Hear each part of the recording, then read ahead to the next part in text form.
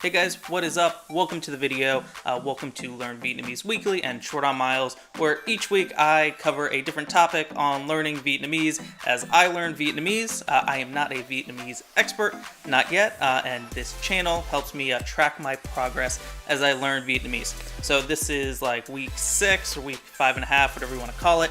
So still really new to this process. Really happy if you've started from the beginning and you've joined me in this journey. If not, if you're a first-time viewer, I'm going to just talk about a couple things over the past week that have happened to me while I've been learning Vietnamese. All right, let's get into it.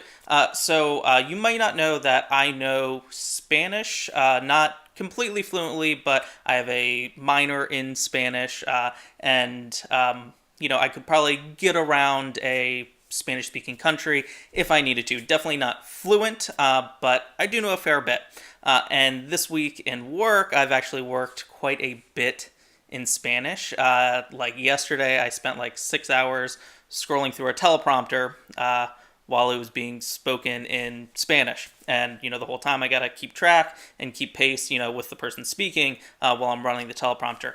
And this got me thinking, whenever I'm listening to Vietnamese, like when I'm hanging out with my father-in-law and his buddies and they're having a conversation completely in Vietnamese, I start to think in Spanish. And this is something that's always kind of happened even before I started practicing Vietnamese. I just can't help it. So it's kind of like I have my English brain and my just foreign language in general brain, no matter what language it is. So even in Japan, when I visited Japan a couple times, I'd be sitting there hearing this foreign language, but I start thinking in Spanish and wanting to respond in Spanish. And I'm kind of wondering, does this happen to anybody else that knows multiple foreign languages? Do you think, I could ever have a third brain? I could actually have an English brain, a Spanish brain, and a Vietnamese brain, or does it all just kind of get lumped together at once? I don't really know. I would love to know if you kind of have this experience at all. Like maybe you tried your hand out at another foreign language and now you're learning Vietnamese. And, if let's say you learned French in high school, sometimes you start thinking in French or wanting to respond in French or something like that. So if you have an experience like that, yeah, please leave it in the comments. I would love to know. Next topic comes from Joe Beck. He left another comment. He wrote it in Vietnamese, which of course I had to Google translate it. And it roughly said, speak Vietnamese as much as possible to get better at it. And Joe, you're absolutely right. That is something I need to do and something that I want to do more on this channel.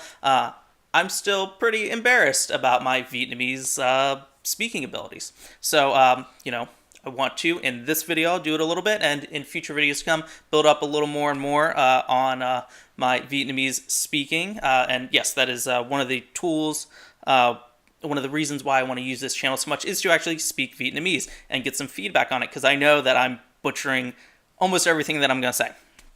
All right, so something that I picked up this week, I was actually taking the lesson on classifiers on Duolingo, but this is something separate.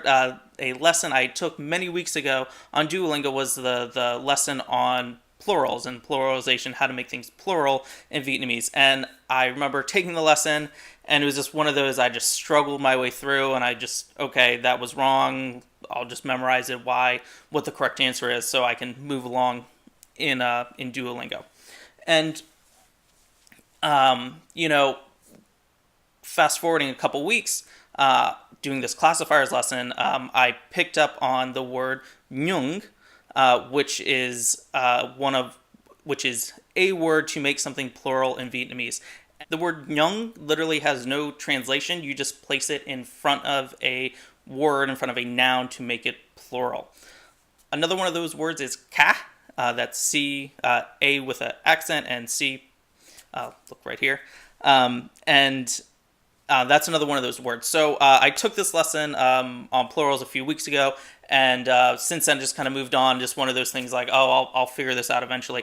And finally, weeks later, I'm in this classifiers lesson, and I'm like, oh, that's what that means.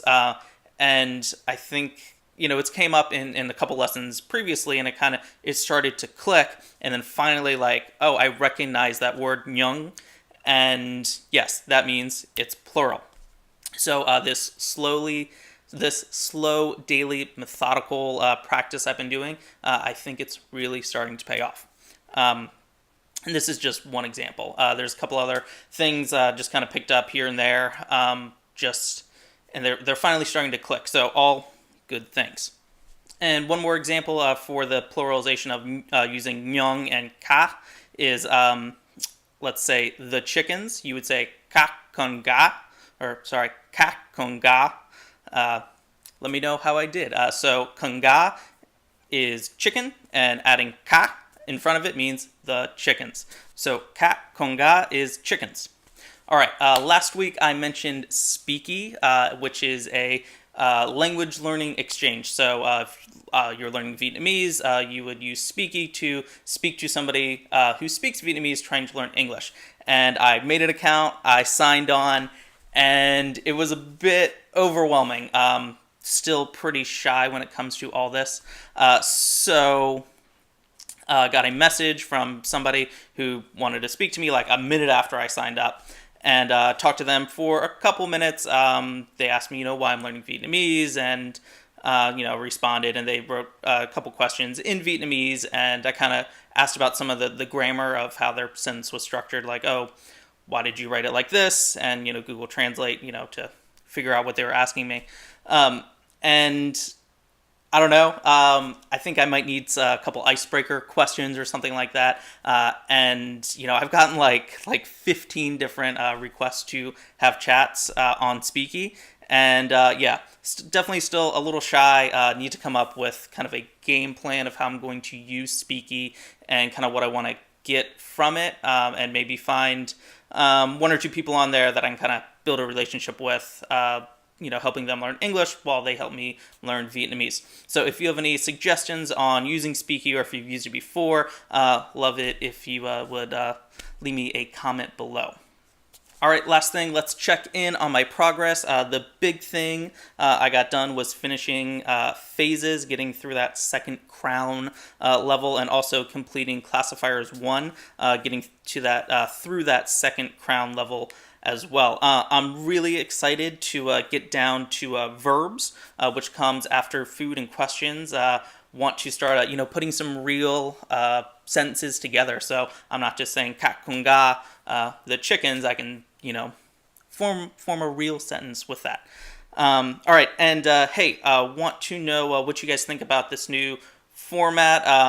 I'm sitting here with my podcast mic and my real camera instead of using my webcam on my laptop or my iMac. Does this look a little better for you? I noticed my webcam wasn't necessarily giving me the results I was really looking for. This is kind of a different setup, a little more complicated, but hey, if you guys like it, I will continue to do it. So let me know what you think about that. All right, guys, I think that is about it. That wraps up this video on Learn Vietnamese Weekly. Thank you so much for watching, and I'll see you next week.